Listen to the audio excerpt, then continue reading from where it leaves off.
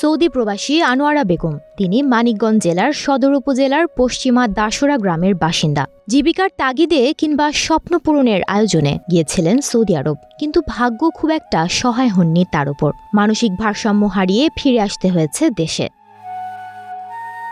Saudi আরব থেকে তিনি দেশে ফিরেছেন শনিবার সকাল ৬টা ৪৫ সৌদি এয়ারলাইন্স যোগে দেশে ফেরেন তিনি। তবে দেশে ফিরে পাচ্ছিলেন না স্বজনদের। সকালে বিমানবন্দরে উদ্দেশ্যহীন চলাফেরা দেখে ওই প্রবাসীকে এপিবিএন সদস্যরা নিয়ে যান তাদের অফিসে। এরপর রেমিটেন্স যোদ্ধার পরিবার খুঁজে নিরাপদে হস্তান্তরের জন্য পাঠান ব্র্যাক মাইগ্রেশন প্রোগ্রামের কাছে। আনোয়ারা বেগম ২০২৩ সালের অক্টোবরে গৃহকর্মী হিসেবে সৌদি আরবে যান। সেখানে কর্মরত অবস্থায় মানসিকভাবে বিপর্যস্ত হয়ে পড়েন তিনি। পরে তাকে দেশে ফেরত পাঠানো হয়। ব্র্যাক মাইগ্রেশন প্রোগ্রাম সংশ্লিষ্ট কর্মকর্তারা জানান, ভুক্তভোগী ওই প্রবাসীর কাছে নেই কোনো ডকুমেন্ট, বলতে পারেন না পরিবারের কোনো তথ্য।